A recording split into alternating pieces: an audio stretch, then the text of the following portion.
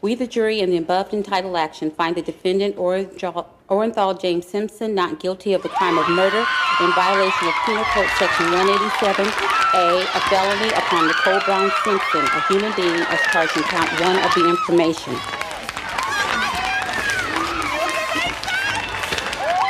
Superior Court of the... Hey, what's up, guys? So many of you probably recall the reaction to the verdict on the O.J. Simpson trial, and many Black Americans today wanted that very same result for Karmelo Anthony.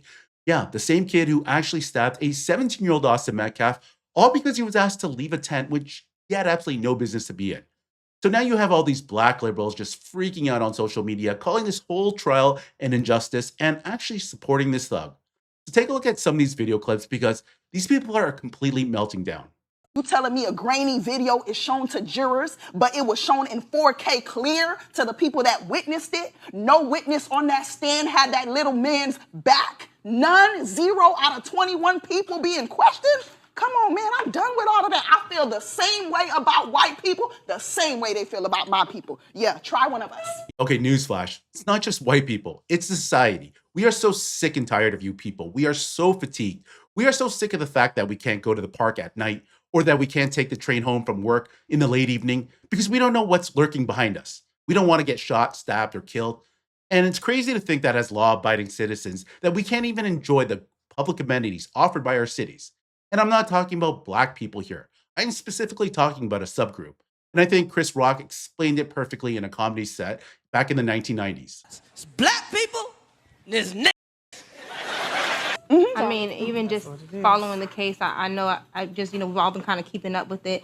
And just to see even that the judge, the defense attorney, and Austin Metcalf's father was in, a picture at a party they having a time. There is an alleged post from Austin, from, of course, before he passed, that, he had 2 assault rifles on his, resting on himself in the car, saying that I dare one of the monkeys to come to this track meet today. But this is someone where, Karmelo Anthony was a 3.7 GPA student working 2 jobs.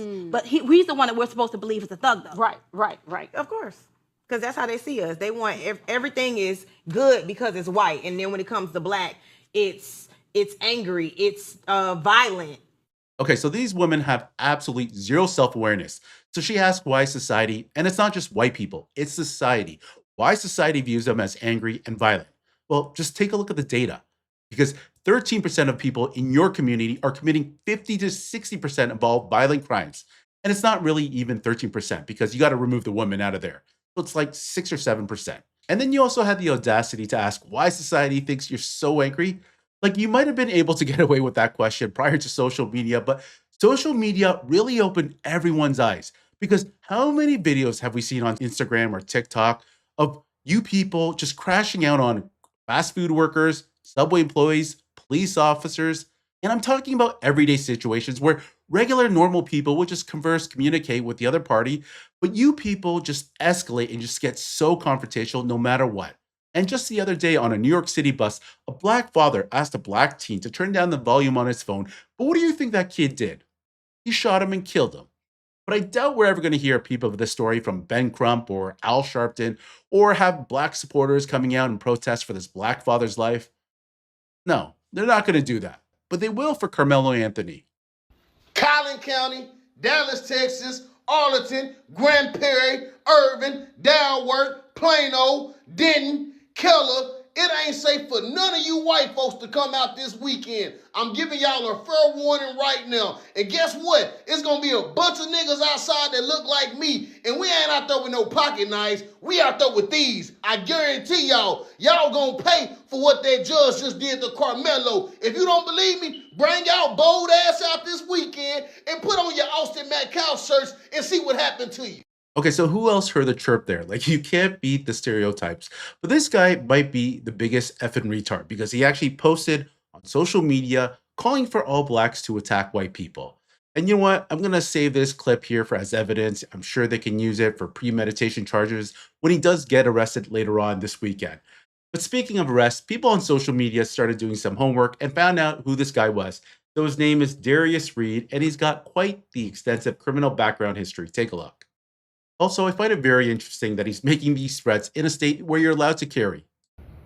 Ain't no fucking judicial justice for black people. How many motherfucking decades and decades have to go by where you don't receive that? Your justice is frontier justice. They kill one of y'all, you kill one of them.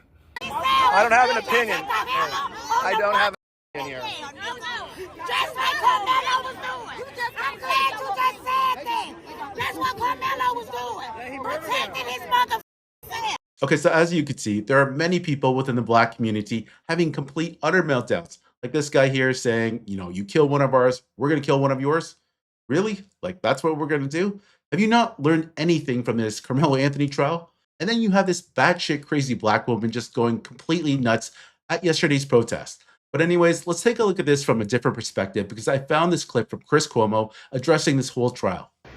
Breaking news.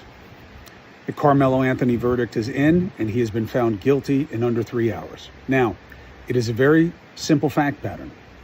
And the damning fact is not simply that Karmelo Anthony told officers right away that he did it, that there was nothing alleged about it, and he said it was self-defense right away, but it was a head-on plunged knife into the chest of the victim, another teenager.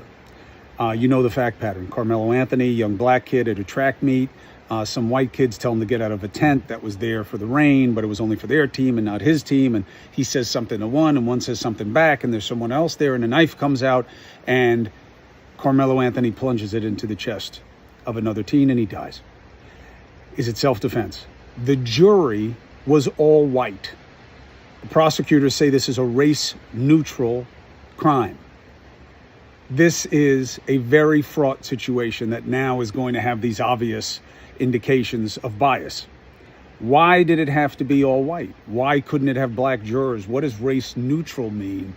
What did it mean in this context? Is this justice? Does 3 hours mean that it was just a simple pattern and he had acknowledged it and it couldn't be seen any other way? If a black jury had been involved, they also often find black defendants guilty. Would black people on the jury have made a difference? Should there have been black people on the jury anyway? This has been covered constitutionally. Do you have to have mixed race to reflect the race of the defendant and anybody else? No. That is not a constitutional protection of equal protection or of due process. If you're black, you don't have to have black jurors. If you're white, you don't have to have white jurors. However, there can be issues based on bias. Is this one of those cases? Okay, so first off, we got to fact check Chris Cuomo here because this was not an all-white jury. Yes, there were no black jurors, but we'll get into that in a second. But this jury consisted of whites, Asians, Hispanics, Indians, Middle Easterns, so it was very diverse. But the reason why there was no black jurors was because there were very few black jurors in the final stages of the selection process. But the ones that were there were very biased as they claimed they could not imprison a young black man.